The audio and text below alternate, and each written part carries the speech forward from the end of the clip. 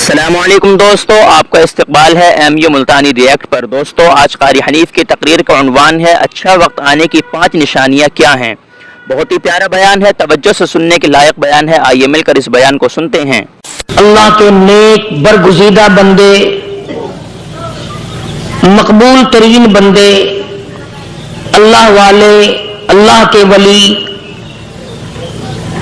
بزرگان دین رحمہم اللہ علیہ مجمعین کے واقعات اور مختصر سے حالات اس نیت سے عرض کر رہا تھا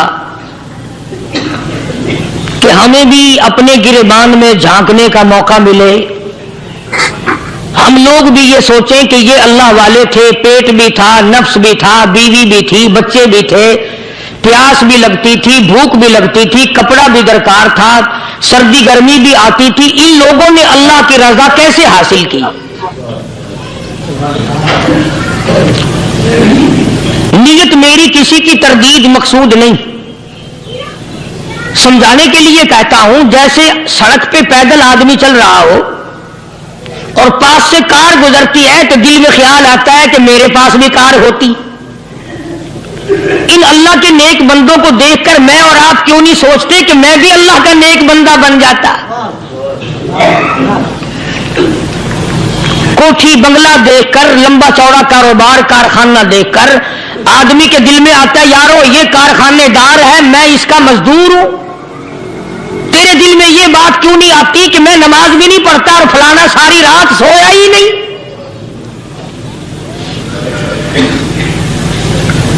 ہم لوگ اپنے معاملات میں، اپنے کردار کے بارے میں آخر کب سوچیں گے؟ وہ کون سی نئی زندگی ملے گی؟ بس ایک دھوکہ لگا ہوا ہے، او جی میں تو گناہگار ہوں میرا کیا، او جی میں تو گناہگار ہوں میرا کیا، یوں کرتا کرتا ہی مر جائے گا، توبہ نہیں کرنی۔ کوئی آدمی پلیت ہو اور وہ یہ کہتا رہے او یار میں تو پلیت ہوں، یار میں تو ناپاک ہوں، میرا کیا میں تو ناپاک ہوں۔ اللہ کے بندے پانی کے پاس جا، غسل کر، پھر ہی تو پاک بنے گا۔ اپنے آپ کو پلیت پلیت کہتا رہے یوں تو پاک نہیں بنے گا۔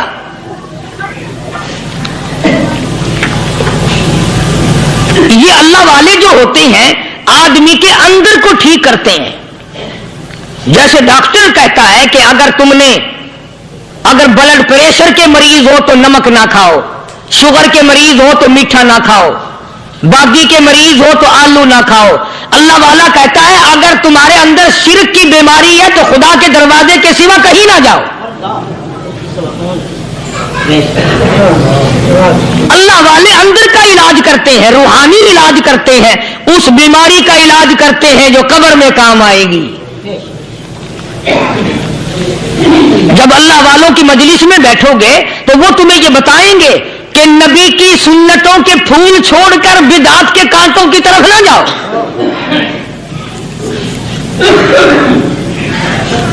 اور ہدایت ہے محمد کریم صلی اللہ علیہ وسلم کی، سبحان اللہ۔ وہ جوان کتنا خوش نصیب ہوگا جو حضور کے ساتھ سواری پہ سوار ہے۔ اللہ اکبر۔ سیدنا معاذ بن جبل رضی اللہ تعالیٰ عنہ کی ذات اقدس ہے، جس سواری پہ محمد عربی صلی اللہ تعالی علیہ وسلم سوار ہے، اسی سواری پہ صحابی بھی سوار ہے، آپ کے پیچھے سوار ہے۔ آپ نے 3 مرتبہ ارشاد فرمایا یا معاذ۔ وہ کتنا مقدروں والا جوان ہوگا جس کا نام آقا کے پیارے پیارے منہ سے نکلا۔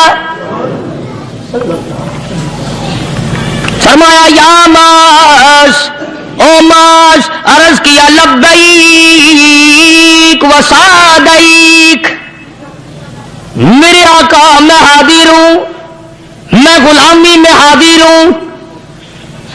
کچھ نہیں فرمایا، پھر دوسری مرتبہ ارشاد ہوا یا معاذ،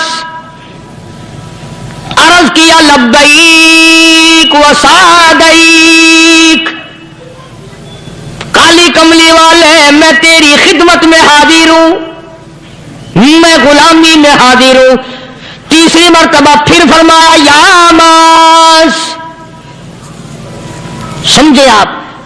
یہ تو حضور کو پتا تھا کہ میری آواز اس نے پہلی دفعہ میں سن لی، پکار رہا ہے میں حاضر ہوں. 3 مرتبہ آواز اس لیے دی، یعنی میں جو تجھے بتانا چاہتا ہوں وہ بڑی اہم بات ہے، توجہ کر، دھیان کر اس بات کی طرف جو میں تجھے بتانے لگا ہوں. تیسری مرتبہ ارشاد ہوا یا معاذ، عرض کیا لبیک و سعدیک، میرے آقا میں حاضر ہوں، غلامی میں حاضر ہوں. ارشاد فرمایا یا معاذ لا تشرک باللہ، او معاذ مجھ سے ارشاد سن لے، مجھ سے پیغام سن لے، میں محمد کریم صلی اللہ تعالی علیہ وسلم تجھے بڑی پتے کی بات بتانے لگا ہوں، گر کی بات بتانے لگا ہوں، کوئی حقیقت کی بات بتانے لگا ہوں. لا تشرک باللہ، او میرے جمال میرے صحابی، او معاذ اللہ کی ذات میں اللہ کی صفات میں کسی کو شریک نہ ٹھہرانا.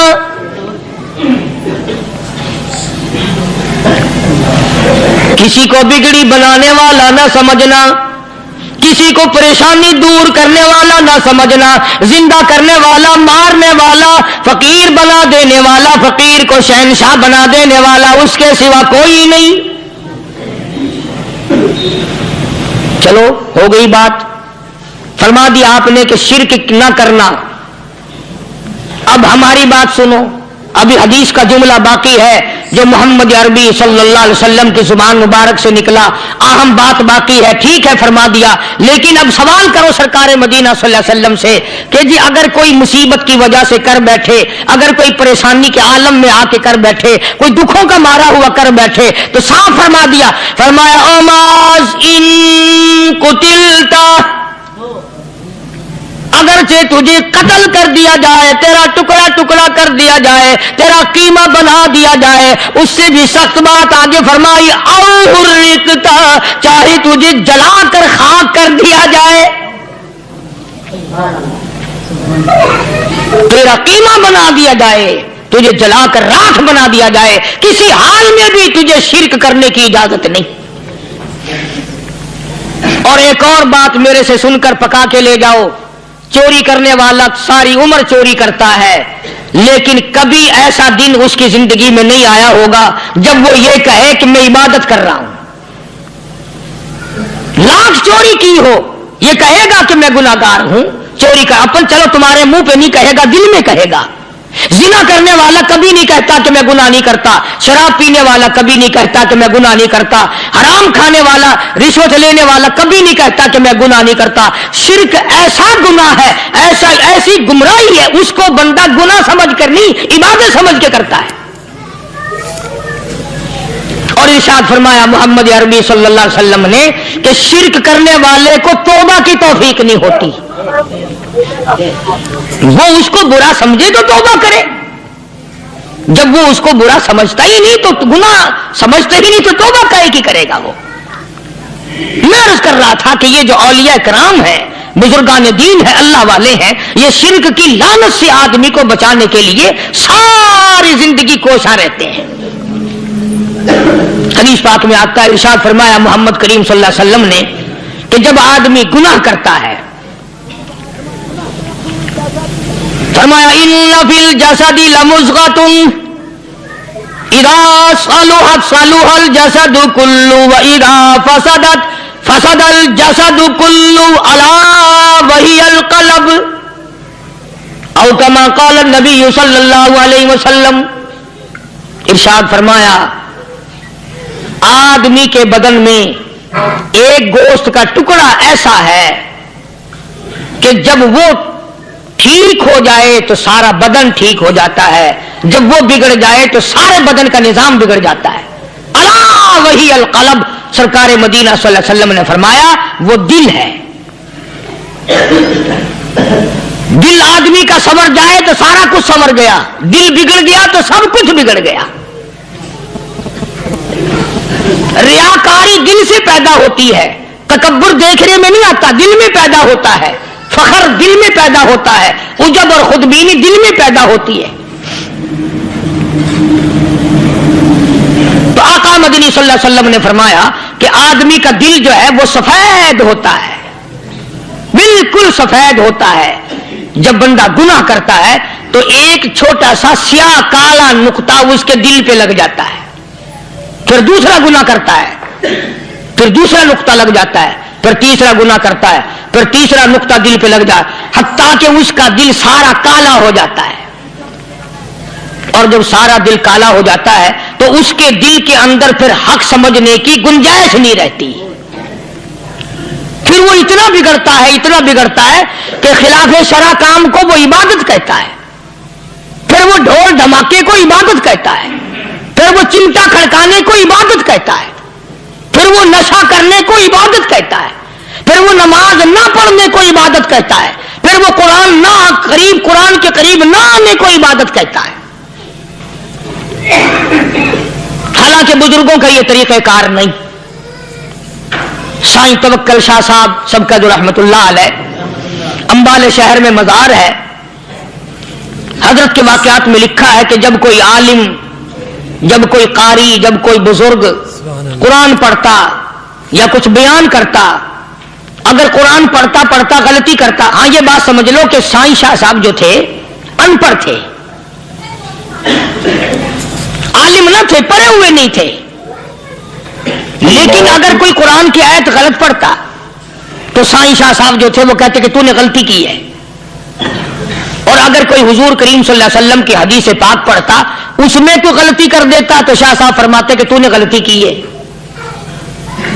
تو ایک دن مولویوں نے، عالموں نے اور قاریوں نے مشورہ کر لیا اور کہنے لگے آؤ شاہ صاحب سے پوچھیں گے کہ ان کو، یہ پڑھے ہوئے تو ہے نہیں، ان کو پتہ کیسے چلتا ہے، آیت غلط پڑھی گئی، حدیث پاک غلط پڑھی گئی، ان کو پتہ کیسے چلتا ہے؟ تو اللہ والے کی خدمت میں پہنچے اور جا کے یہ سوال کر دیا، اللہ والے سے یہ سوال کر دیا۔ آپ سب سبحان اللہ کہو تو میں آگے جواب بتاؤں۔ اللہ اکبر، اللہ اکبر، کیا شان ہے اللہ والوں کی۔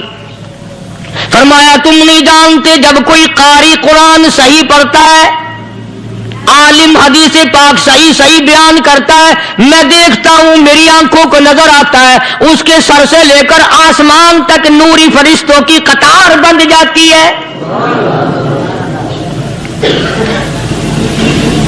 اور جب وہ غلطی کرتا ہے تو وہ قطار ساری رخصت ہو جاتی ہے، وہ قطار ساری چھٹی کر جاتی ہے، میں سمجھ جاتا ہوں کہ کوئی غلطی ہوئی ہے۔ یہ ہے اللہ والوں کی باتیں جو ہم لوگوں کے کام آنے والی ہیں، جو ہمارے سوچ و بچار کی ہیں، جو ہمارے کرنے کی ہیں، کہ کتنے دن ان حضرات کو فاقے کرنے پڑے، مصیبت جھیلنی پڑی، پریشانی اٹھانی پڑی تو پرواہ ہی نہیں کرتے تھے۔ مخلوق سے سوال کرنا ان حضرات کی یہاں بہت بری بات تھی۔ بلکہ نفحۃ الیمن ایک عربی کورس کی کتاب ہے، درس میں پڑھائی جاتی ہے عربی مدرسوں میں۔ ہم نے جب سبق پڑھتے تھے تو ایک واقعہ پڑھا تھا کہ کسی پہاڑ کی غار میں ایک اللہ والا رہتا تھا اور اللہ کرتا تھا ہر وقت، اللہ کی طرف سے کھانا آ جاتا تھا اور وہ کھا لیا کرتا تھا۔ تو خدا امتحان بھی کرتا ہے، آزمائش بھی کرتا ہے، دعا کیا کرو اللہ ہماری آزمائش نہ فرمائے، ہم لوگ آزمائش کے قابل کہاں ہیں۔ تو اللہ پاک نے جب اس اللہ والے کی آزمائش فرمائی تو 3 دن تک کھانا نہ آیا، 3 روز تک کھانا نہیں آیا۔ جب نہیں آیا تو بھوک نے ستایا، اور جب بھوک نے ستایا تو پریشانی ہوئی، اور جب پریشانی ہوئی تو دل میں خیال آیا کہ اب میرے لیے سوال کرنا جائز ہو گیا، اب تو میں بالکل بھوک نے تنگ کر دیا مجھے۔ تو پہاڑ سے نیچے اترے اور جا کر کے ایک مکان پہ سوال کر دیا، اور سوال یہ کیا کہ اللہ نام پہ مجھے کھانا چاہیے۔ ان گھر والوں نے 3 روٹیاں دے دی، ان گھر والوں نے 3 روٹیاں دے دی، اور یہ اللہ کا ولی لے کے چل دیا۔ تو جس گھر سے 3 روٹیاں ملی تھی ان کے یہاں ایک کتا بھی تھا، وہ اس ولی کے پیچھے لگ گیا اور بھونکار قریب تھا کہ کاٹ کھائے پھاڑ کھائے۔ اللہ کے ولی نے سوچا کہ یہ تو بڑا ظالم کتا پیچھے لگ گیا، 1 روٹی اس کو پھینک دوں، 2 مجھے کافی ہو جائیں گی، یہ پڑا اس کی ہلے لگ جائے گا، مشغول ہو جائے گا، میں نکل جاؤں گا۔ یہ کتاب کی بات ہے، حدیث کی نہیں. تو نفحۃ الامل کتاب میں واقعہ یوں لکھا کہ کتا ایک روٹی کھا کے پھر بھاگ کے اس ولی کو مل گیا اور بہت بھونکا اور کاٹنے کے قریب ہوا. تو پھر اللہ کے ولی نے سوچا کہ یار ایک ہی روٹی کافی ہو جائے گی، یہ تو پھر ظالم پیچھے ہو گیا. اس نے دوسری روٹی بھی اس کو پھینک دی. اللہ کی شان، کتا دوسری روٹی کھا کر کے پھر ولی کے پیچھے پیچھے. اس نے سوچا ایسی روٹیوں سے تو یوں ہی بھلے، وہ تیسری بھی پھینک دی. کتے نے تیسری بھی کھا لی اور جب تیسری روٹی کھا کے کتا بھونکا، اب ولی کھڑا ہو کر غصے میں آ گیا اور کہنے لگا او کتے تجھے شرم نہیں آتی؟